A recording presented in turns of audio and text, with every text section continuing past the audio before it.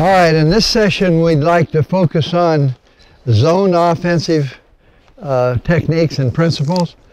The first thing I like to look at when you're considering zone offense is why is it so important?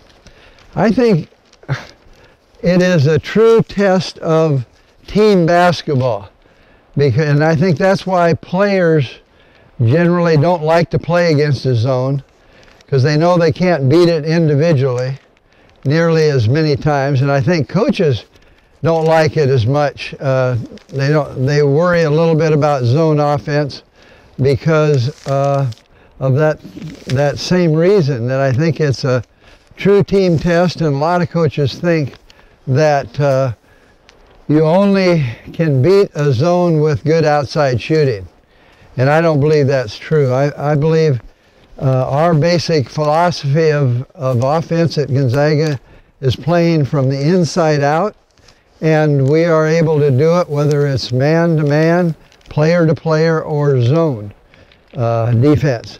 But I think there are certain things that you have to do in order to overcome that little hesitation that coaches have and players often have. Your players often have. So how do you do it? Well, I think first, there are basic principles. I'm going to give you what I call a freedom game zone offense. You can pick and choose a menu of what you want to do and how you want to do it. I call it freedom game, and it has basic concepts within it, but there's really no, except I'll show you at the end a couple set plays that we run, but really, there's really no set plays or formation.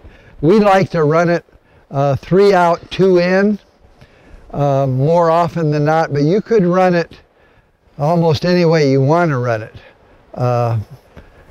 4 out, 1 in. Some coaches even, they'll run 2 guards out and 3 players rotating inside.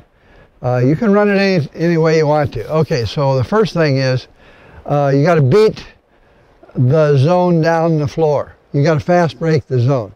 Fast break the zone. So let's get to plain shirted 5 players out here first. And we'll show you how we try to beat the fast break down. Let's talk about the primary fast break. I'm not going to talk about, because you try to get numbers.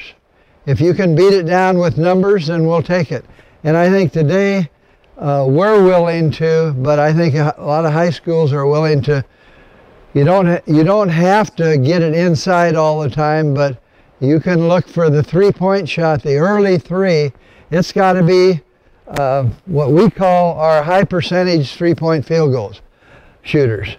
We want the early shot and the fast break only with designated people. We don't let anybody